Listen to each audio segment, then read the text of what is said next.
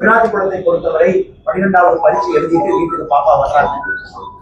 சாயந்தரம் 6 மணிக்கு வீட்டுக்கு வெளியே அந்த வைக்கால தோட்டத்துக்கு போறாங்க. 8 மணி வரைக்கும் அந்த பாப்பா வரல. அதன் பிறகு அந்த குழந்தையுடைய பெற்றோர்கள் குளத்தூர் காவல் நிலையத்துக்கு போய் கம்ப்ளைண்ட் கொண்டு போறாங்க.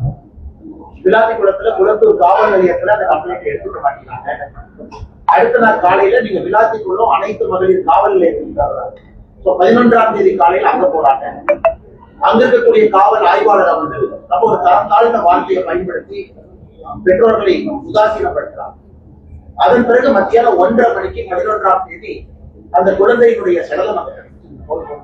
இது எந்த அளவுக்கு பெரிய ஒரு பாதிப்பு நம்ம எல்லோருக்கும் மனதை ஏற்படுத்தியிருக்குன்னா, நம்மை பாதுகாக்கக்கூடிய அரசு ஒரு காவல்துறை ஒரு கம்ப்ளைண்ட் போகும்பொழுது எடுத்திருந்தா அப்பவே போலீஸ்காரங்க வெளியே வந்து செக் பண்ணி இருந்தா ஒருவேளை இது தடுக்கப்பட்டிருக்கும்.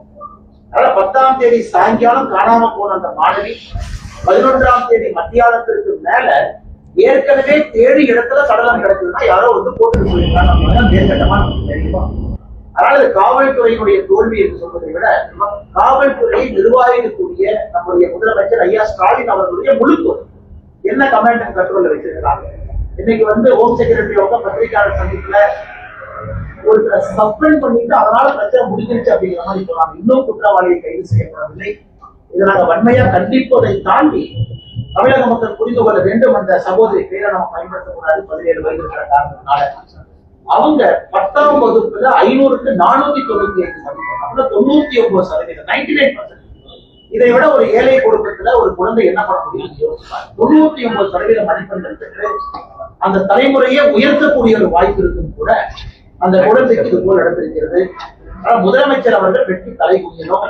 இன்னைக்கு கனிமொழி போயிருக்கிறாங்க. சகோதரி கனிமொழி அவர்கள் அங்க இருக்கக்கூடிய மக்கள் தங்களுடைய கோபத்தை காட்டியிருக்கிறாங்க. அதனால முதலமைச்சர் அவர்கள் இப்பவாவது ஆட்சி முடியும் தருவாயிலாவது ஒத்துக்கணும். காவல்துறையை சீரமைக்கணும். காவல்துறைக்கு வந்து இன்னும் அதிக அதிகாரத்தை கொடுக்கணும். ஆட்சியாளர்களாக தோற்றிருக்கின்றார்கள் என்பதை ஒத்துக்கணும். அமைச்சர் திராவிட முன்னேற்ற கழகத்துடைய அமைச்சர் அண்ணன் ஏவா வேலுடைய பிறந்த நாள் வாழ்த்துக்கள். நல்லா இருக்கணும். ஆண்டவரை. ஆனா ஒரு மூத்த அமைச்சர் பண்ற டிராமாவை பாருங்க. நேத்து முகநூல் பக்கத்துல போற நீங்க பிறந்த நாளை கொண்டாட மாட்டேன், ஏன்னா அடிமை கூட்டணியை நான் வந்து எதிர்க்கிறேன். நம்ம கூட்டணி எதுக்கு அவரு பிறந்த நாளுக்கும் நம்ம கூட்டணிக்கு என்ன சம்பந்தம்? அடுத்து இன்னொன்னு சொல்றாரு, அடுப்பெரிக்கிறதுக்கு வந்து கேஸே இல்லை, அதனால பிறந்த நாள் கொண்டாடு. இன்னைக்கு ஒரு பக்கம் மாநிலத்தினுடைய முதலமைச்சர் திரு ஸ்டாலின் அவர்கள் எங்கேயும் எந்த பிரச்சனையும் இல்லைன்னு ஒரு பொலிட்டிக்கல் டிராமா போடுறாரு. ஆனா அவரே எல்லாத்தையும் தூண்டி விடுறாரு. நீங்க போய் ஆர்ப்பாட்டம் பண்ணுங்க, காங்கிரஸ் கட்சிக்காரங்க சிலிண்டர் தலைமையில வச்சு கடந்து போங்க. நம்முடைய கட்சியினுடைய மூத்த அமைச்சர்கள் இந்த மாதிரி பேசுறாங்க. இந்தியா முழுவதும் நீங்க யோசிச்சு பாருங்க, எங்கேயாவது பொதுமக்கள் கேன் எடுத்துட்டு போய் பெட்ரோல் பிடிச்சாங்களா? எங்கேயுமே கிடையாது. தமிழ்நாட்டுல மட்டும்தான். ஏன்? இங்க இருக்கக்கூடிய அரசியல்வாதிகள் பீதியை கிளப்பி மக்கள் மனசுல பீதியை வச்சிருக்காங்க. மக்களுக்கு ஒரு பயம். ஏன்னா எல்லாருமே இதே மாதிரி சொல்றாங்க. காங்கிரஸ்காரங்க சொல்றாங்க, திமுக காரங்க சொல்றாங்க பெட்ரோல் வராதோ அப்படின்னு ஒருத்தரும் கேன் எடுத்துட்டு போய் வீட்டுல பாத்திரத்தெல்லாம் எடுத்துட்டு போய் பெட்ரோல் பிடிக்க வேண்டிய அவல நிலைமைக்கு தமிழ்நாட்டு மக்களை தள்ளி இருக்கிறாங்க. இது ஒரு வேடிக்கையான விஷயம். இந்தியா எங்கேயுமே கிடையாது. பீகார்ல யாரும் போல, உத்தரப்பிரதேசத்துல யாரும் போல, தமிழ்நாட்டுல மட்டும் இந்த கையாளாத திராவிட முன்னேற்ற கழகத்தினுடைய ஆட்சி பொய்யை பரப்பி பீதியை பரப்பி மக்களை வீதிக்கு வந்து ஒரு பெட்ரோல் பம்பளையும் நிக்க வச்சிருக்காங்க. இன்னைக்கு நம்ம புரிந்து கொள்ள வேண்டும், இந்தியாவை பொறுத்தவரை நம்முடைய பிரதமர் நேற்று காலையில தெளிவா பேசினாங்க. எந்த பிரச்சனையும் இல்லாம நம்ம இருக்கோம். எந்த பிரச்சனையும் இல்லாம அதை நம்ம உறுதியா சொல்ல முடியும். இந்த gas control order, natural gas control order 9ஆம் தேதி மார்ச் மத்திய அரசு கொண்டு வந்த பிறகு எல்பிஜியுடைய உள்நாட்டு உற்பத்தி மட்டுமே 28 விழுக்காடு கம்பேரபிள் பேசிஸ்ல உயர்ந்திருக்கு. ஸ்ட்ரெய்ட் ஆஃப் ஹோர்முஸ், அந்த ஹோர்முஸ் பகுதியிலிருந்து வரக்கூடிய கப்பல் 2 கப்பல் ரொம்ப சேஃபா நேற்று நைட்ல இருந்து இன்னைக்கு காலையிலக்குள்ள 2 இந்திய கப்பல் சேஃபா கிராஸ் பண்ணி வந்திருக்கு. நமக்கு சேஃப் பாசேஜ் கொடுத்திருக்காங்க. அந்த ஒரு கப்பல் கொண்டு வரக்கூடிய கேஸ் என்பது ஒரு நாளைக்கான ரிஃபைனிங் கெப்பாசிட்டி. பிரச்சனை கிடையாது. இன்னைக்கு அவங்க சைனா, ரஷ்யா, இந்தியா இந்த 3 நாடுகளுக்கு தான் கெரியர் கொடுக்குறாங்க. நம்முடைய வெளியுறவுத்துறை கொள்கையினுடைய ஒரு வெற்றி இதை பறைசாற்றுது. அதை பத்தி யாரும் பேச மாட்டாங்க. அதையெல்லாம் தாண்டி இன்னைக்கு உலகம் முழுவதுமே பெட்ரோல் விலை ஏற்றிருக்காங்க. பக்கத்தில் இருக்கக்கூடிய பாகிஸ்தான், பங்களாதேஷ் எடுத்துக்கிட்டீங்கன்னா பெட்ரோல் விலை 20% உயர்த்திருக்கு. 2 வாரம் பள்ளிக்கூடத்திற்கு விடுமுறை கொடுத்திருக்காங்க. 50% அரசு கார்களை ரோட்ல இருந்து எடுத்திருக்காங்க. பெட்ரோல் ரேஷனிங் பண்றாங்க. இந்தியால எந்த பிரச்சனையும் இல்லை. மிக அற்புதமா வரக்கூடிய சப்ளையை நம்ம மேனேஜ் பண்றோம். இந்த நேச்சுரல் கேஸ் ஆர்டரை போட்டு யாருக்கு என்ன கொடுக்கணும், 100% எல்பிஜி கேஸ் 100% அப்படியே கொடுக்கணும். அதன் பிறகு ஃபர்டிலைசருக்கு போறது 30% குறைச்சிருக்கிறாங்க. 70% ஃபர்டிலைசருக்கு போற கேஸ் போகும். அதன் பிறகு இண்டஸ்ட்ரி 80% போகும், 20% குறைச்சிருக்கிறாங்க. அதன் பிறகு சிட்டி கேஸ் டிஸ்ட்ரிபியூஷன் 20% குறைச்சிருக்கிறாங்க, 80%. அடுத்து இந்த ஆர்டர் ரிவ்யூ பண்ணுவாங்க. எங்கேயும் பிரச்சனை இல்லாம போகும்போது எதற்காக பீதியை கிளப்பி பொதுமக்களை நீங்க ரோட்டுக்கு போக வச்சிடும். அதனால தமிழக மக்களுக்கு என்னுடைய அன்பான வேண்டுகோள், தயவு செய்து நீங்க யாரும் கஷ்டப்பட்டு வீதிக்கு வராதீங்க, ரோட்டுக்கு போகாதீங்க. நீங்க பெட்ரோலை பிடிச்சு ஒரு வீட்டுல வைக்கிறீங்கன்னா உங்களுக்கு அது ரிஸ்க். 20 லிட்டர் கேன் 15 லிட்டர் கேன்ல நீங்க போய் வாங்கிட்டு வந்து அதை டெய்லி 1 லிட்டர் 2 லிட்டர் குடிநீர் ஊத்திட்டா நீங்க வீட்டுல வாங்கி வைக்கிறீங்கன்னா உங்களுக்கு அது ரிஸ்க். எங்கேயும் எந்த பிரச்சனையும் இல்லை. இன்னைக்கு ஸ்ட்ரைட் ஆஃப் போர்பஸ் போர் ஆரம்பிப்பதற்கு முன்பு 55% சப்ளை அங்கிருந்து வந்துச்சு. இந்தியாவுக்கு 70% சப்ளை ஸ்ட்ரைட் ஆஃப் போர்பஸ் வெளியே இருக்கு.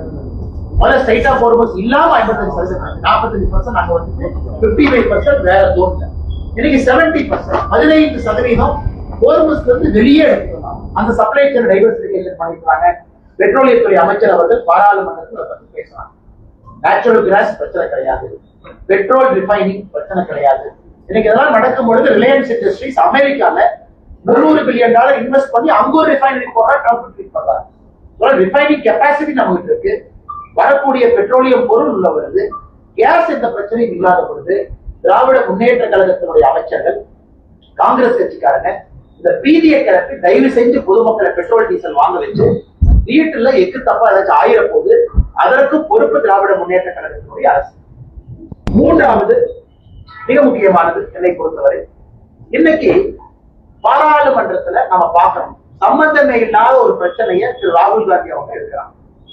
அதுல தமிழகத்தினுடைய எம்பி திரு வசந்த் அவங்க இருக்கிறாங்க, கன்னியாகுமரி எம்பி இருக்கிறாங்கன்னா அவரு கடையில இண்டக்ஷன் ஸ்டவ் விற்கிறதுக்காக அவரு ட்வீட் போட்டுட்டு இருக்காரு, பெட்ரோல் குறைஞ்சிருச்சு, எல்பிஜி குறைஞ்சிருச்சு, கேஸ் குறைஞ்சிருச்சு. அவருடைய வசந்தன் போல இண்டக்ஷன் ஸ்டவ் விற்கிறீங்களா? நீங்க விற்கிறீங்க, மார்க்கெட்டிங் பண்ணி விற்று நீங்க இண்டக்ஷன் ஸ்டவ் விற்கிறதுக்காக இவரு மார்க்கெட்டிங் பார்லிமெண்ட் உட்கார்ந்து ஒரு காங்கிரஸ் எம்பியும் ஐயோ பெட்ரோல் குறைஞ்சிருச்சு இண்டக்ஷன் ஸ்டவ் வாங்க. அது ராகுல் காந்தி அவர்கள் பாராளுமன்றத்தினுடைய அந்த நுழைவாயில், மக்கள் துவார் அந்த நுழைவாயில் உட்கார்ந்து நேற்று அவர்கள் நடந்து கொண்ட விதம் ஒரு பாராளுமன்றத்தினுடைய மக்கள் எதிர்பார்க்கின்ற ஒரு நல்ல அரசியலுக்கு எதிரான அந்த வழியை மறிச்சு உள்ள யாரும் எம்பிய போகாம டீ பிஸ்கட் சாப்பிட்டு காலேஜ் பசங்க எல்லாம் இந்த காலேஜ் வாசல்ல காலேஜுக்கு வெளியே இந்த ரோட்ல உட்கார்ந்து இருக்கிற மாதிரி தான் காங்கிரஸ் எம்பிக்கள் உட்கார்ந்து பாராளுமன்றத்தினுடைய மாண்பை குறைத்திருக்கிறார். அதையும் கூட இந்த நேரத்துல பாரதிய ஜனதா கட்சி எங்களுடைய கடுமையான கண்டனங்களை பதிவு செய்யறோம். சம்பந்தம் இல்லாம இன்னைக்கு இவ்வளவு காங்கிரஸ்காரங்க சிலிண்டர் தூக்கி சுத்துறாங்க. யார் வீட்டுலாவும் எல்பிஜி ப்ராப்ளமா, யார் வீட்டுல கமர்ஷியல் சிலிண்டர் ப்ராப்ளம் கொஞ்சம் இருக்கு, அதுவும் சரியாயிட்டு. அது முதல் நாள் ஏன்னா ரேஷன் போட்டு கொடுத்தாங்க, ஒரு 2-3 நாட்கள் பிரச்சனை இருந்துச்சு, அதுவும் கூட சரியாயிட்டே இருக்கு. எல்லா இடத்தையும் திரும்ப ஹோட்டல்ல இயல்பு நிலைக்கு வந்துருச்சு. அப்படி இருக்கும்பொழுது சிலிண்டர் தலையில வச்சுக்கிட்டு காங்கிரஸ் கட்சிக்காரங்க தமிழ்நாட்டுல எதற்காக இந்த கூத்தாட்டம் அரங்கேற்கணும்? அதனால இந்த 3 விஷயங்களே நம்முடைய பத்தி என்பவர்களுக்கு சொல்லணும். விளாத்திக்குளத்தை பொறுத்தவரை முதலமைச்சர் நேர்ல போகணும், அதுதான் மிக குறைந்த ஒரு எதிர்பார்ப்பு. முதலமைச்சர் விளாத்திக்குளத்துக்கு நேர்ல போகணும், அந்த குழந்தையினுடைய பெற்றோரை பார்க்கணும். அந்த பிஞ்சு குழந்தை அற்புதமாக படிக்கக்கூடிய குழந்தை இன்னைக்கு நம்ம காவு கொடுத்திருக்கோம். இதை முதலமைச்சர் பேசணும். அடுத்து உள்துறை செயலாளர் அவர் கொடுக்கக்கூடிய அறிக்கையே தவறாது. பிரஸ் மீட் வைக்கிறாங்க, பத்திரிகை நண்பர்கள் யாரை நம்புவீங்க? பத்திரிகை நண்பர்களை பொறுத்தவரை கவர்மெண்ட் நம்புவீங்க, கவர்மெண்ட் பொய் சொல்லாது நீங்க நினைப்பீங்க. ஆனா உள்துறை செயலாளர் நடத்தக்கூடிய பிரஸ் மீட்ல அவரு டிஜிபி, போலீஸ் கமிஷனர் இவங்களும் உட்கார்ந்து இருக்கக்கூடிய பிரஸ் மீட்ல இவங்களே பொய் சொல்றாங்க. நீங்க யோசிச்சு பாருங்க, 2021க்கான டேட்டாவை அவங்க கொடுக்குறாங்க. 2021 இந்தியால எந்த அளவுக்கு பெண்களுக்கு எதிரான குற்றங்கள் நடந்திருக்கு டேட்டாவை கொடுக்குறாங்க. இதுல உண்மையை சொல்ல வேண்டும் என்றால் 2021 டேட்டாவே என்சிஆர்பியில பப்ளிஷ் ஆயிருக்கு. மத்திய அரசு ஒரு ஆண்டும் கூட மாநில அரசுகிட்ட இருந்து டேட்டா வாங்குறாங்க. மத்திய அரசு மாநில அரசுக்கு வாங்குறாங்க, அந்த டேட்டாவை கம்பைல் பண்ணி என்சிஆர்பியில போறாங்க. 2021 மாநில அரசு கொடுத்த தரவுகளை வைத்து மத்திய அரசு பப்ளிஷ் பண்ண என்சிஆர்பியில தமிழகத்துல 1686 கொலைகள் பதிவாயிருக்கு. ஆனா உள்துறை செயலாளர் நடத்தக்கூடிய பத்திரிகையாளர் சந்திப்புல 2021 தமிழகத்துல 1597 கொலைகள் சொன்னா பிரஸ் மீட்ல அவங்க சொல்ற நம்பரே கிட்டத்தட்ட 89 கொலைகள் குறைச்சு சொன்னாங்க. 2023 தரவுகள் மத்திய அரசுக்கு கொடுக்கல, 2024 தரவுகள் மத்திய அரசு கொடுக்கல, 2025 தரவுகள் மத்திய அரசுக்கு கொடுக்கல. அதாவது என்சிஆர்பி பப்ளிஷ் பண்ணல. அதனால இவங்களா உட்கார்ந்துக்கிட்டு பப்ளிஷ் ஆகாத ஒரு தகவல் நாம ஃபேக்ட் செக் பண்ண முடியாது. மத்திய அரசு கொடுத்ததா பத்திரிகை நண்பர்கள் நீங்க டவுன்லோட் பண்ணி கிராஸ் செக் பண்ணுவீங்க, எதுவுமே செக் பண்ண முடியாம இவங்களா சேர்ந்து அடிச்சுடுறாங்க. வந்து 5 வருஷமா சேர்ந்து 8008, 5 வருஷமா சேர்ந்து போக்சோ வழக்கு 39,900 இப்படி நம்ம சொல்றது எங்களுக்கு நம்பிக்கை கிடையாது. அதனால திராவிட முன்னேற்ற கழக அரசு அதிகாரிகளையும் தவறா பயன்படுத்துறாங்க. அதிகாரிகள் மீது பிரஷரை கொடுத்து நீங்கெல்லாம் பிரஸ் மீட் வச்சு சமாளிக்க. இது முதலமைச்சர் அவர்கள் பத்திரிகையாளர் சந்திப்பு நடத்தி நீங்க சொல்லுங்க.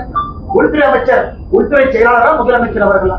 ஒரு பக்கம் பொய்ய சொல்றீங்க, ஒரு பக்கம் இருக்கக்கூடிய தரவுகளை திருச்சி சொல்றீங்க, இன்னொரு பக்கம் விளாத்திக்குளம் போன்ற பகுதியில் அந்த சென்சிட்டிவ் நேச்சர் ஆஃப் கிரைமுக்கு முக்கியத்துவம் கொடுக்காம இருக்கீங்க. இன்னொரு பக்கம் காவல்துறை தப்பு செஞ்சிருக்கிறாங்க, சீரமைப்பதற்காக எந்த முயற்சி நீங்க எடுக்கல.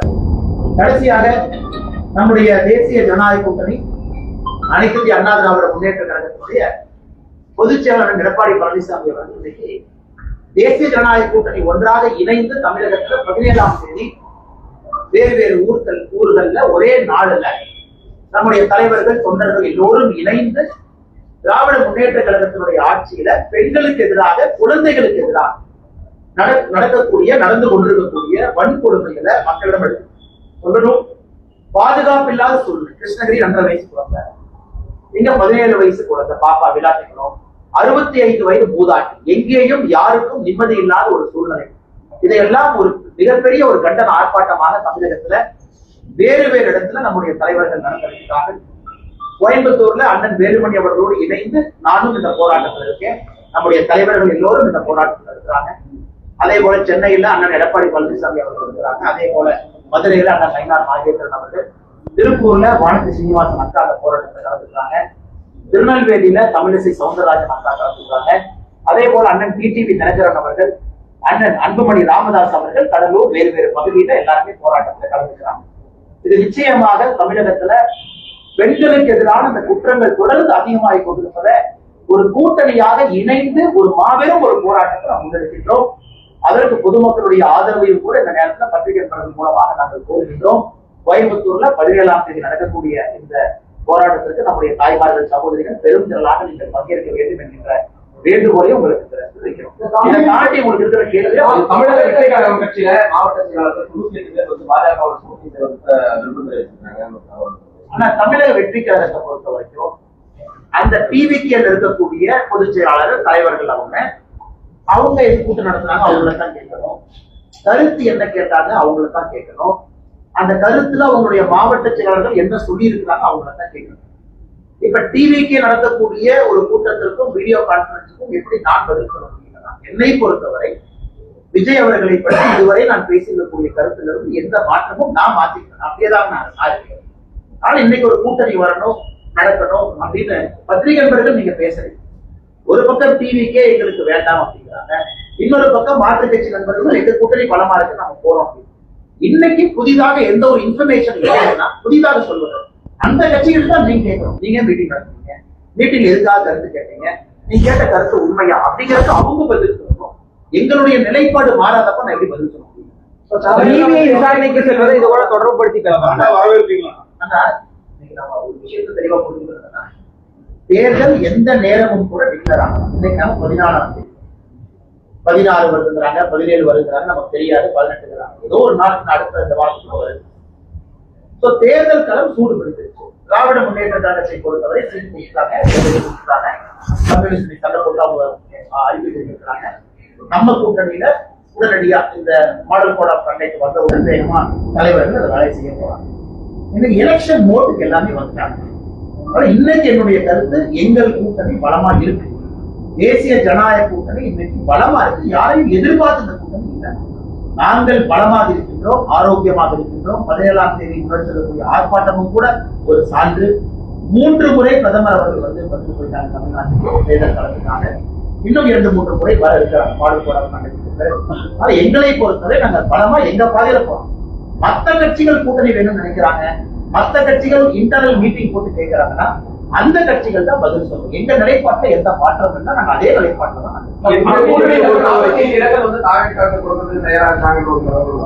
நான் கொடுக்கக்கூடிய இடத்துலையும் இல்லை, வாங்கக்கூடிய இடத்துலையும் நான் இல்லைங்க. கொடுக்கக்கூடிய இடத்துல சில தலைவர்கள் இருக்கிறாங்க, வாங்கக்கூடிய இடத்துல சில தலைவர்கள் இருக்கிறாங்க. அதனால இந்த இரண்டுக்கும் இடைப்பட்ட கருத்தாக ஏன் கருத்து நான் என்ன சொல்றேன், விஜய் சிபிஐ விசாரணைக்கு பொறுத்தவரைக்கும் இப்போ வந்து கூட்டணிக்கான கதவுகள் வந்து இன்னும் ஓப்பன்ல தான் இருக்கா, இல்ல புதிய கட்சிகள் எதிர்பார்க்கலாமா, இல்ல அவ்வளவுதானே? இன்னைக்கு பாருங்க, கம்யூனிஸ்ட் கட்சி சிபிஐ அதனுடைய தலைவர் ஐயா சண்முகம் அவர்கள் பேட்டி கொடுத்துருக்காங்க. இன்னைக்கு பத்திரிகை இப்ப 5 நிமிஷம் நீங்க காங்கிரஸ் ஒண்ணுமில்லாத காங்கிரஸுக்கு நீங்க 3 சீட்டை உயர்த்தி கொடுக்குறீங்க. கம்யூனிஸ்ட் கட்சிக்காரங்க நாங்க இவ்வளவு கஷ்டப்படுறோம், எங்களுக்கே நீங்க சீட்டை கொடுக்க மாட்டீங்க, நாங்க ஏற்றுக்க மாட்டோம். அண்ணன் வைகோ அவர்களுக்கு ரொம்ப கஷ்டப்பட்டு நீங்க சிரிக்கிறார். வைகோ அண்ணன் 4 தொகுதிகள் அப்படிங்கிறார். எப்படி இருந்த வைகோ அண்ணன் எப்படி ஆயிட்டார்? இப்படிப்பட்ட ஒரு மனிதர் எத்தனை தொகுதி நின்றவர், தமிழ்நாட்டு அரசியலை மாற்ற வேண்டும் நினைத்தவர், இன்னைக்கு சீட்டை எல்லாம் குறைச்சு அந்த 4லையும் அடிச்சு சொல்றார். 3 உதயசூரியன் சின்னம், 1 எங்கள் சின்னம். எனக்கு வைகோ பார்க்கறதே ரொம்ப கஷ்டமா இருக்கு. நம்ம கொங்கு கட்சி இந்த பகுதியில் இருக்கக்கூடியவங்க 3 கம்பீரமா 3 சீட் இருந்தாங்க. இன்னைக்கு அவங்களே 2 சீட் இருக்காங்க. அதனால இன்னைக்கு அந்த கூட்டணியிலிருந்து தலைவர்கள் வெளியே வருவதை நான் பார்க்கிறேன். ஏன்னா திருமாவளவன் அண்ணன் இன்னைக்கு என்னை பொறுத்தவரை திருமாவளவன் அண்ணன் கண்டிப்பா இவங்களுக்கு ஒரு 6 சீட்டுக்கோ 7 சீட்டுக்கோ ஏற்றுக்கு போவது கிடையவே கிடையாது. ஆனால் திருமாவளவன் அண்ணன் கண்டிப்பா அசமாதானத்தில் இருக்காங்க, கம்யூனிஸ்ட் அசமாதானத்தில் இருக்கிறாங்க. அவங்களும் என்ன பண்ணுவாங்கன்னு தெரியாது. வெளியே வந்து வேற கூட்டணிக்கு போறாங்களா தனியா நிற்கிறாங்களான்னு தெரியாது. திராவிட முன்னேற்ற கழகத்தை பொறுத்த வரைக்கும் அறிவாலயத்துக்கு வெளியே இந்தியா போஸ்ட் மேனே பயத்துல இருக்கான். ஆனா போனோம்னா நமக்கு ஒரு சீட் கொடுத்துருவாங்க, அந்த பக்கமே நான் போக மாட்டேன். சோ யாரு வந்தாலும் கூட பிடிச்சு 1 சீட்டு 2 சீட்டு கொடுத்து அவர்களோடு இத்தனை காலமா பயணம் பண்ணவங்களுக்கு 2 சீட்டு 3 சீட்டு குறைக்கும் பொழுது எந்த விதத்துல நாயம்னு தலைவர்கள் கேட்கிறாங்க.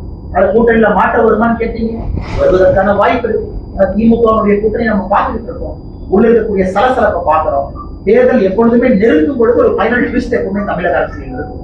தமிழக அரசியல்ல எல்லா முறையும் தேர்தல் ஜஸ்ட் டிக்ளேர் ஆகிறதுக்கு முன்னாடி ஒரு ஃபைனல் ட்விஸ்ட் இருக்கும். இந்த டைம் என்ன ட்விஸ்ட் பொறுத்தது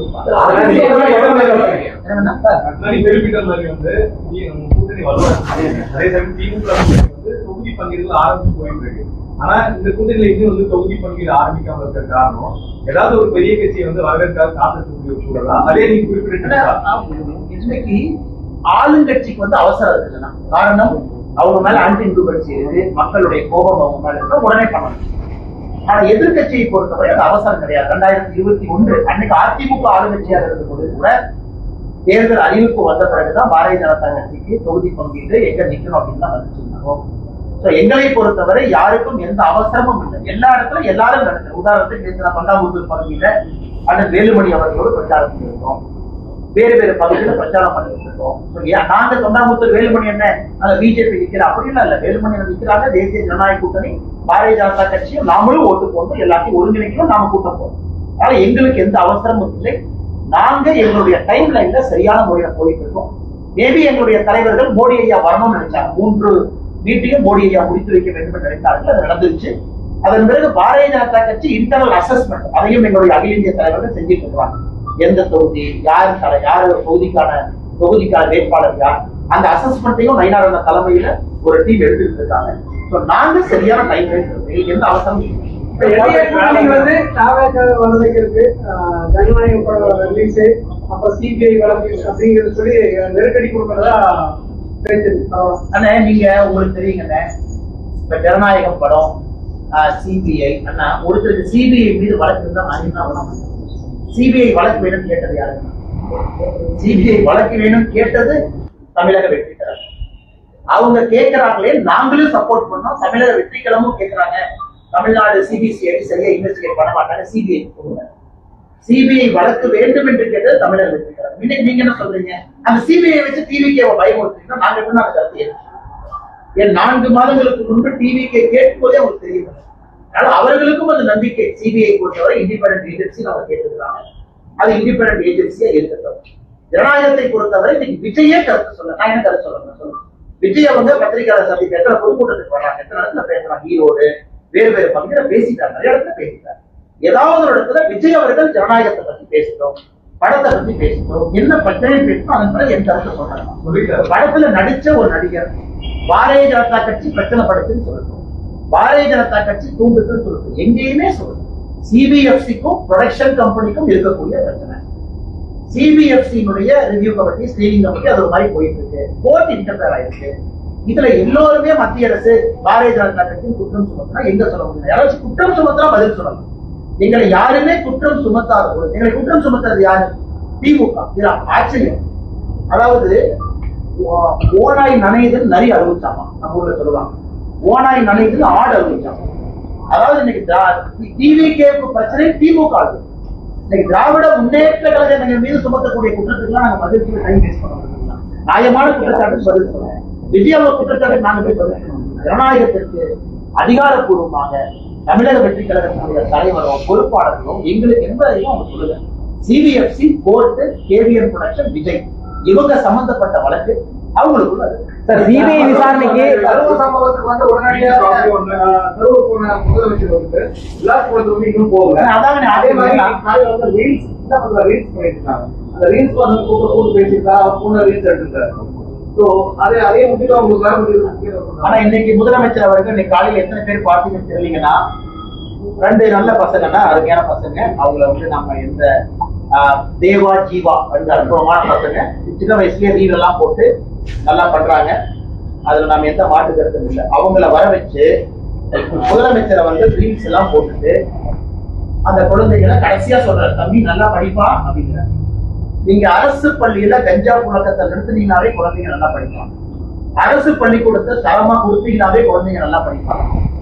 ஒரு பக்கம் குழந்தைகளுக்கு ரீல் கல்ச்சர் போகக்கூடாது. கர்நாடக அரசு 16 வயது வரை சோசியல் மீடியாவை பேன் பண்ணிட்டாங்க. அது கர்நாடகாவில் காங்கிரஸ் அரசு 16 வயது குழந்தைகளுக்கு சோசியல் மீடியா பேன் பண்றாங்க. நான் வரவேற்கிறேன். அது வேறு அரசாக இருந்தாலும் கூட நான் வரவேற்கிறேன். ஆந்திரால 13 வயதுக்கு கீழே சோசியல் மீடியாவை பேன் பண்றதை பற்றி ஆந்திரா அரசு யோசிச்சு. ஆனா முதலமைச்சர் அவங்க படிக்க வேண்டிய சின்ன குழந்தைகளை கூப்பிட்டு அவங்க ரீல் போடுறது தப்பு இல்லை. அந்த குழந்தைங்களை தம்பி நீ ரீல் போடாத பாட போன் பண்ணி படிப்பான்னு சொல்லணும்ல. அந்த குழந்தைய ரீல் போடுறதுக்காக கூப்பிட்டு ரீல் போட வச்சுட்டு போகும்போது ஒப்புக்கு சப்பானியா நீ போடாத பணம் இல்லை. அதனால முதலமைச்சருடைய கவனம் எங்க இருக்கு நமக்கு தெரியும். விளாத்திக்குளம் சம்பவம் நடந்த பொழுது முதலமைச்சர் எங்க இருந்தா நமக்கு தெரியும். ஒரு அரசு பள்ளியில ஒரு நிகழ்வுல இருக்கிறாங்க. குழந்தைங்கலாம் டான்ஸ் ஆடிட்டு இருக்காங்க, சினிமா பாட்டு அதை பார்த்துட்டு உட்கார்ந்துருக்காரு. பக்கத்துல மா சுப்பிரமணியம் இருக்கிறாங்க. முதலமைச்சருடைய கவனம் வேறு பக்கம் இருக்கு. முதலமைச்சருடைய கவனம் சட்ட ஒழுங்குல இல்ல. முதலமைச்சருடைய கவனம் தமிழகத்துடைய நலன் இல்லை. ஆனா இன்னைக்கு ரீல்ஸ் போடக்கூடிய முதலமைச்சரா மாறிட்டாரு. அந்த ரீல்ஸ் போட்டீங்கன்னா படிக்க வேண்டிய குழந்தைகளை கூட்டிட்டு வந்து நீங்க போறாங்க ரீல்ஸ் போடுறப்ப. அதனால இது எல்லாம் நம்ம பார்த்துட்டு தான் இருக்கிறோம். என்ன பண்றது? இன்னும் ஒரு 30-40 நாட்கள் இதெல்லாம் அனுபவிச்சுட்டாங்க ஆகணும். வேற வழி. சிபிஐ விசாரணைக்கு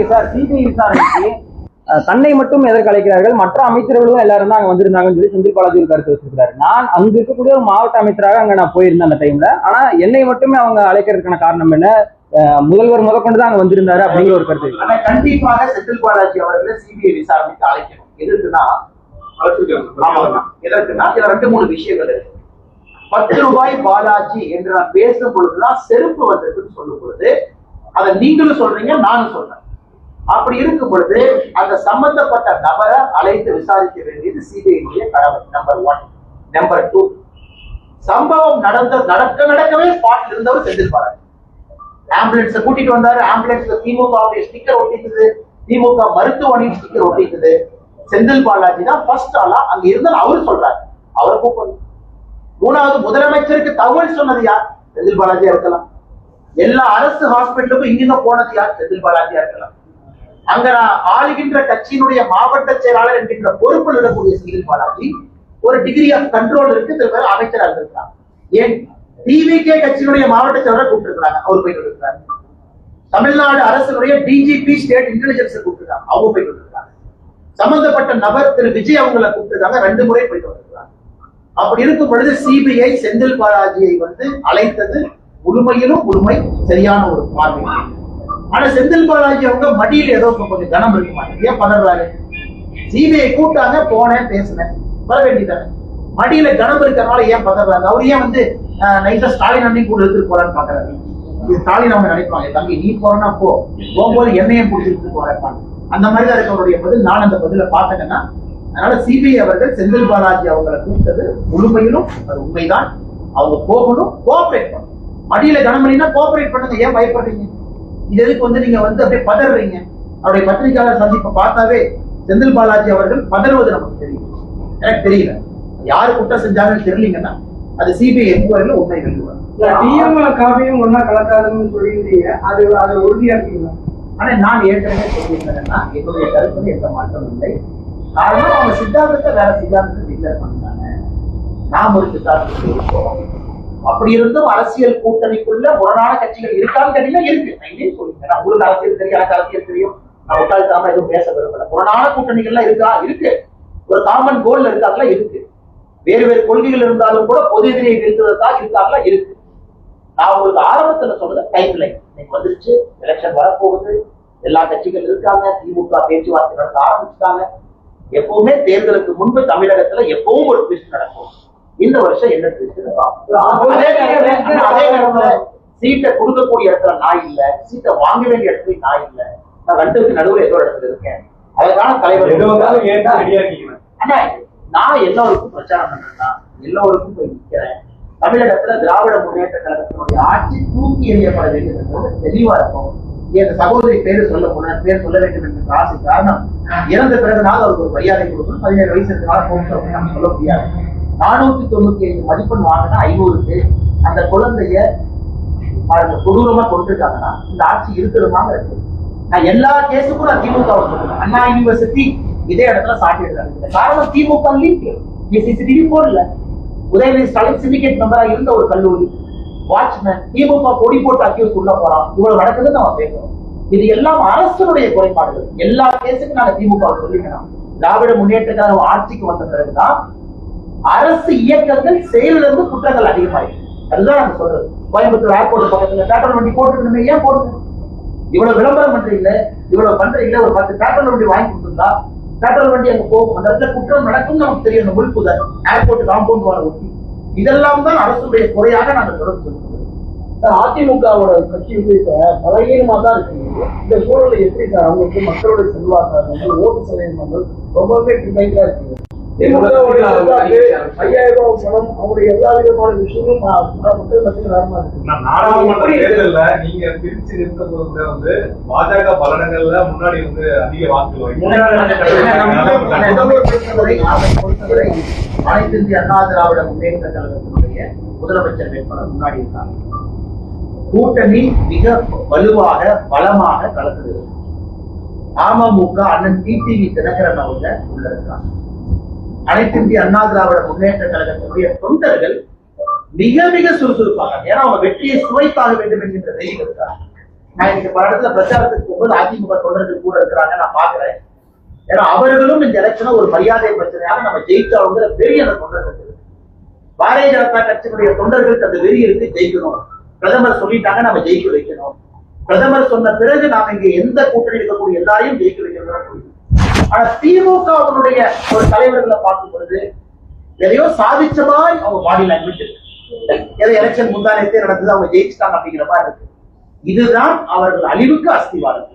மக்கள் யாருமே அதை ஏத்துக்க மாட்டாங்கன்னா இதை எப்படி தமிழ்ல சொல்றதுன்னு எனக்கு தெரியல. அதாவது இந்த ஆணவமும் இந்த ஆங்காரத்தையும் எப்பவும் ஏத்துக்க மாட்டாங்க. இன்றைய முதலமைச்சர் போகக்கூடிய கூட்டம் எல்லாம் திமுக கூட்டத்துக்கு தான் போறாரு. இன்னொரு பப்ளிக் பார்க்கவே இல்லை. திமுக மகளிர் அணி மாநாடு, திமுக இளைஞர் அணி மாநாடு, திமுக மாணவர் அணி மாநாடு, திமுகவுடைய பூத் முகவர்கள் மாநாடு. திமுக காரங்களே பார்த்துக்கிட்டு அவங்க முதலமைச்சர் வாழ்க வாழ்கிறாங்க. இது வந்து இந்த ரோம்ல நீரோ இதே மாதிரிதான் இருந்துச்சு. ரோம் எரியுது, ஐயா நீங்க வாழ்க பிடில் ஊதுங்கிற மாதிரி முதலமைச்சர் இருக்கிறாங்க. மக்களை சந்திக்க முதலமைச்சர் வரும் பொழுது தெரியும் எவ்வளவு கோபம். அரசியலை பொறுத்த வரைக்கும் கேரள அரசியலை பொறுத்த வரைக்கும் வந்து காங்கிரஸும் ராகுல் காந்தி என்ன சொல்றாரு அப்படின்னா பிஜேபியும் கம்யூனிஸ்டும் ஒரே கட்சியா செயல்படுது, சிஜேபி அப்படின்ற குற்றச்சாட்டியே வைக்கிறாரு. காங்கிரஸ் அழிக்கிறதுல ஒரே நோக்கத்துலதான் ரெண்டு கட்சியும் இணைந்து செயல்படுறாங்க. ராகுல் காந்தி அவங்களை பொறுத்த வரைக்கும் அவர் என்ன கேட்கிறாருன்னா, ஏன் விஜயன் என்ன அரெஸ்ட் பண்ணல, கேரளாவுடைய முதலமைச்சர் திரு பினராயி விஜயன் அவர்களை ஏன் கைது பண்ணலன்னு கேட்கிறார். தெரியல பாருங்க எந்த அளவுக்கு. ஆனா இங்க கம்யூனிஸ்ட்காரங்க இவங்க வந்து காங்கிரஸோட சேர்ந்து ரோட்ட போயிட்டு இருக்காங்க, புரியல. அதே போல ராகுல் காந்தி அவர்கள் அதோடு நீங்க சொன்னது போல ஏதோ பிஜேபியும் கம்யூனிஸ்டும் பிடியும் ஏபியும் ஏதோ ஒரு கருத்தை வைக்கிறாங்க. இன்னைக்கு காங்கிரஸை பொறுத்தவரை கேரளாவில் அவங்களுக்குள்ள ஒன்று முதலமைச்சருக்கு சண்டை. வி.டி. சதீஷன், கே.சி. வேணுகோபால் இவங்கெல்லாம் சண்டை. மணிசங்கர் ஐயர் நேரம் அப்படி சொல்றாரு, காங்கிரஸ் வேஸ்ட், விஜயன் தான் ஜெயிப்பாரு, பினராயி விஜயன் தான் ஜெயிப்பாரு, சர்டிபிகேஷன் தான் சொல்றாரு. அவர் காங்கிரஸ் கட்சியிலிருந்து நீக்கினா அவர் என்ன சொல்றாரு, நீக்கி பாரு நான் வந்து ராஜீவ் காங்கிரஸ், ராகுல் காங்கிரஸ் இல்லைங்கிறார். அதனால இதெல்லாம் மறைப்பதற்காக அபாண்டமான குற்றச்சாட்டு நம்பி இருக்கிறார்கள். அங்கே பாரதிய ஜனதா கட்சி இந்த முறை இது மேக்கப்பிங் மாற்றினால் எந்த மாற்றம் இல்லை. கம்யூனிஸ்ட் இன்னைக்கு ஆட்சியில் இருக்கிறாங்க, காங்கிரஸ் எதிர்கட்சியாக இருக்கு. ஆனா இதுல யாருக்கு கெயின் யாருக்கு லாஸ் என்று சொல்வதை விட பாரதிய ஜனதா கட்சி தான் 2026 கேரளால ஒரு பெரிய சக்தியாக வரும் என்பது கடந்த காலம் வந்து இதுல வந்து பாத்தீங்கன்னா கடுமையான விமர்சனம் செஞ்சிருக்கீங்க. அதே ஒரு கூட்டணி சேர்ந்து வந்து நீங்க பிரச்சாரம் பண்ண போறீங்க.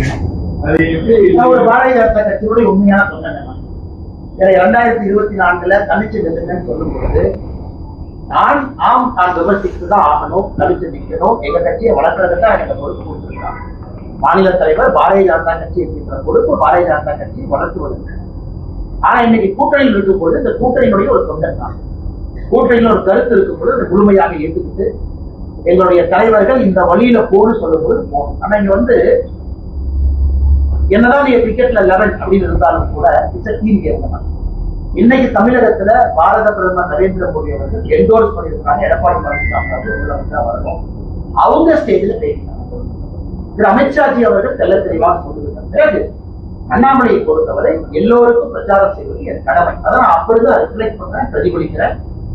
அது உங்களுக்கு என்ன நீங்க கேட்டீங்க, அண்ணா நீங்க மாத்திட்டீங்களா அப்படின்னு சொல்றதை விட இந்த பாரதிய ஜனதா கட்சியினுடைய ஒரு தலைவர் தொண்டனாகவும் இருக்க முடியும் நான் காட்டுறேன்.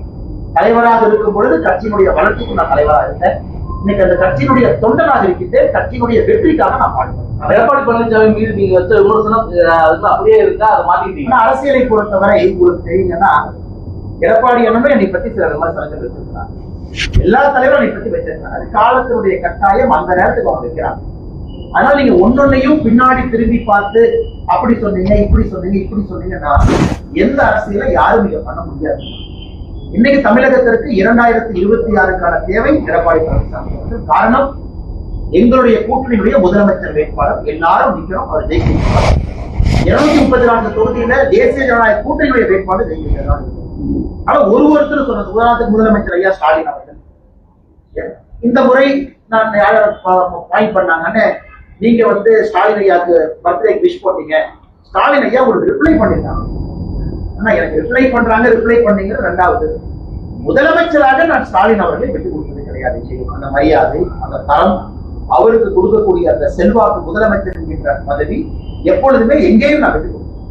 ஆனா எங்களுடைய அரசியல் தவறு செய்யும் பொழுது ஆரோக்கியமான அரசியல் வைக்கிறோம். அதை முதலமைச்சர் என்னுடைய பிறந்த நாள் வாழ்த்துக்கு திரும்ப பிரதிபலிக்கிறாங்கன்னா அதெல்லாம் வரவேற்கிறாங்க. அப்படித்தான் அரசியலை பொறுத்தவரை. அதனால எல்லா இடத்திலும் சில விமர்சனங்களை வைக்கிறோம், அது ஆரோக்கியமான விமர்சனமா வைக்கிறோம், கட்சியினுடைய வளர்ச்சிக்காக வைக்கிறோம். நாளைக்கு முதலமைச்சர் தேர்தலுக்கு பிறகு ஒரு பொது இடத்துல பார்த்தாலும் கூட திரு ஸ்டாலின் அவர்களுக்கு அதே மரியாதையோடு அதே அன்போடு தான் நான் போய் பேசிட்டு வருவேன், பழகிட்டு வருவேன். காரணம் தமிழ்நாட்டுடைய முதலமைச்சரா இருந்தவர். அதனால அதுல போய் நீங்க முதலமைச்சர் எடுத்து பேசிட்டீங்க, நீங்க மூஞ்சியை திருப்பிட்டு போவீங்களா? நான் ஒரு கட்சியினுடைய சாதாரண தொண்டன், அப்படின்னா அரசியல் பண்ண முடியாது. அதனால இன்னைக்கு தேசிய ஜனநாயக கூட்டணியுடைய வெற்றி வாய்ப்புக்கு பாடுபட வேண்டிய கடமை தொண்டனாக காரணம் நிறைய பேர் நீ பாக்குறாங்க, நிறைய பேர் நான் என்ன செய்யறேன்னு கவனிக்கிறாங்க. அப்போ அவர்களுக்கும் ஒரு தொண்டனாக என்னுடைய தரத்தை காட்டுவதும் என்னுடைய கடமையாக இருக்கிறார்.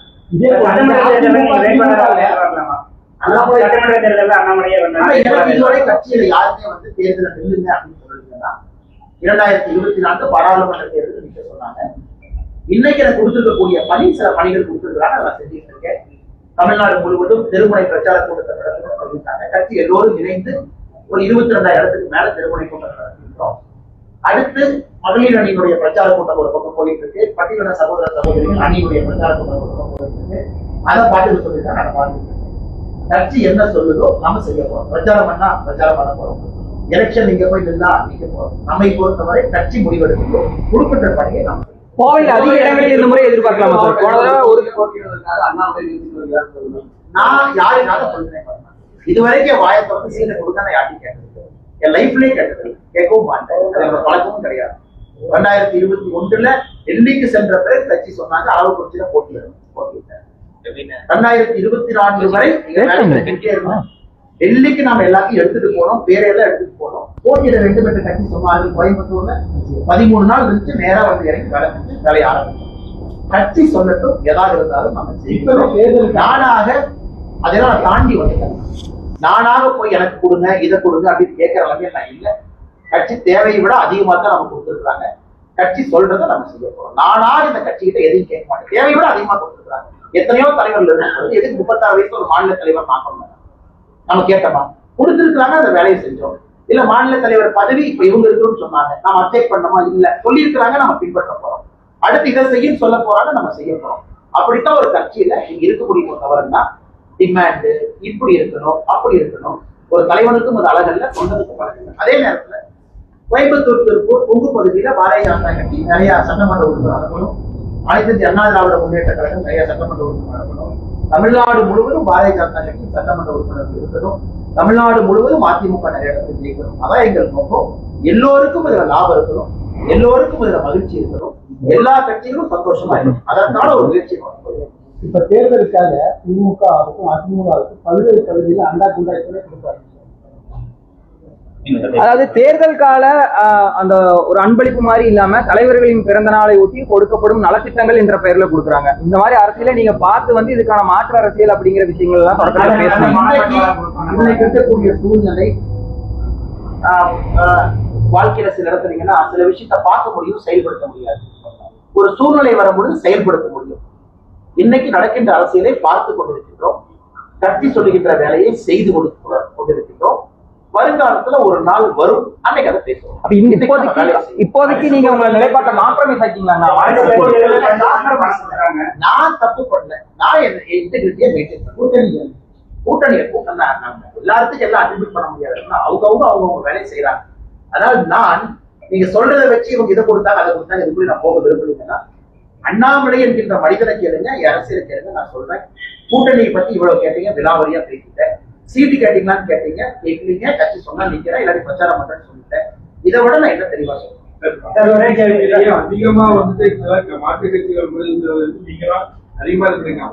இந்த முரண்பாடோட இது இருக்கு அப்படிங்கிறத முரண்பாடு இல்லைங்கன்னா அன்னைக்கு எனக்கு கொடுக்கப்பட்ட பணி அதுதான். கொடுக்கப்பட்ட பணி பாரதிய ஜனதா கட்சியை முதன்மை கட்சியா வளர்க்கணும், வாக்கு சதவீதத்தை உயர்த்தணும், பாரதிய ஜனதா கட்சியை கொண்டு வரணும். அப்ப நீங்க ஃப்ரெண்ட்லியெல்லாம் அரசியல் பண்ண முடியாது. அவங்க நண்பர், இவங்க நண்பர், நீங்க உங்க ஸ்டாண்ட் எடுத்து கட்சியை சொல்லணும். தலைவரா செஞ்சேன். இன்னைக்கு தொண்டனா இந்த கட்சி நான் வழி நடத்துறேன். I am also one of the காரியகர்த்தா. கட்சியில் 50 லட்சம் பேர் இருக்காங்க. நானும் தமிழ்நாட்டுல 39 தேசிய பொதுக்குழு இருக்காங்க. அந்த 39 பேர்ல நானும் இருக்கேன். ஆனா இன்னைக்கு கட்சி கொடுத்துருக்கக்கூடிய பணி நான் இன்னைக்கு நெரேட்டிவ் செட் பண்ணல. இப்படித்தான் நான் சொல்லுவேன்.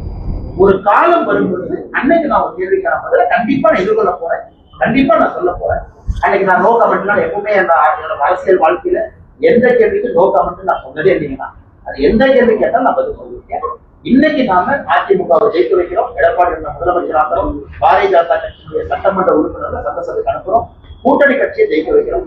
பாட்டாளி மக்கள் கட்சியினுடைய மாநகர தலைவர் இப்பதான் வந்தாங்க. 40 பேர் கூட வந்தாங்க. புதிய பொறுப்பேற்கிறாங்க. இப்பதான் வந்து டீ எல்லாம் சாப்பிட்டு போறாங்க. எல்லோரும் அண்ணன் தம்பிகளாக ஒருங்கிணைந்து பணியாற்றுறதான் இருந்தாங்க.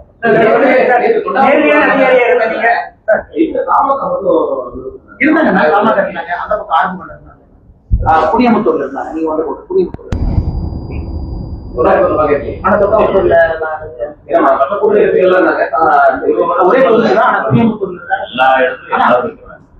வாசனை எங்க நெஞ்சத்தில் இருக்காங்க.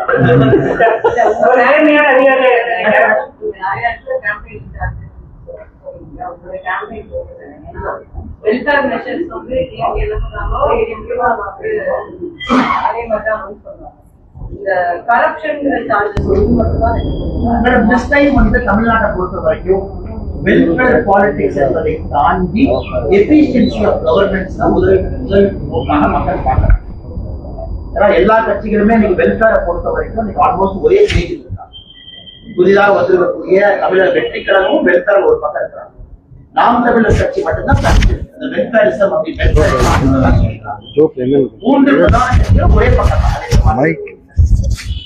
இரண்டாவது தமிழகத்தை பொறுத்தவரை இன்னைக்கு எஃபிஷியன்சி ஆஃப் கவர்னன்ஸ் நீங்க அரச கட்டுப்பாடு சட்டம் ஒழுங்கு பாதுகாப்பா இருக்கலாம், அதிகாரிகள் வேலை பார்க்கலாம், நீங்க வரக்கூடிய பணத்தை சரியா டிஸ்ட்ரிபியூட் பண்றீங்களா, மத்திய அரசுடைய திட்டங்கள் கொண்டு வரீங்களா, இதுல என்டிஏவுக்கு ஒரு பெரிய ஏற்று.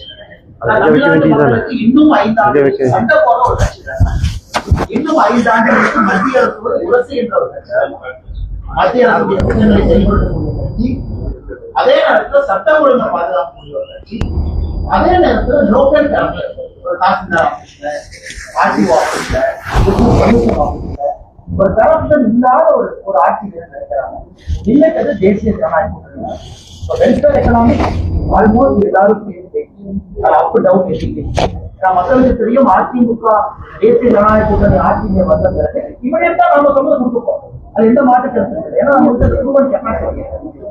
எஃபிஷியன்சி ஆஃப் கவர்னன்ஸ் அதுல இந்த விஷயங்கள் எல்லாம் நம்ம நேர்மையான ஐக்கிய அதிகாரியாக நீங்க இன்னைக்கு வரைக்கும் அதிமுக கட்சிகள் வாக்காளர்களை விலை பேசுவதை விட எப்படி பாக்குறீங்க?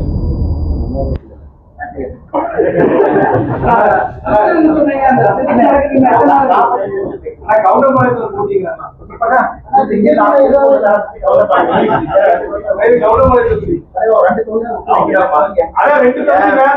வடக்கு வந்து கவுண்டமலை சொல்றேன்.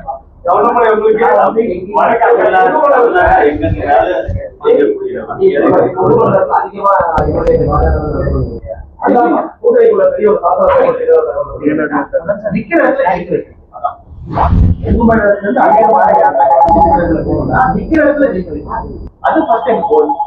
போன முறை வந்து அரவக்குறிச்சி, தாராபுரம் 2 தொகுதிகள் எங்களுக்கு வாய்ப்பில்லாமல் இந்த முறை எத்தனை தொகுதிகள் இருந்தாலும் 100% ஸ்ட்ரைக் இருக்கிறோம். அதே போல அதிமுக பாரதிய ஜனதா கூட்டணி கட்சிகள் நல்ல ஆரோக்கியமான ஓட்டு. அதனால ஸ்ட்ரைக் ரேட் பக்காவா இருக்கணும் அப்படிங்கிறத பாஜக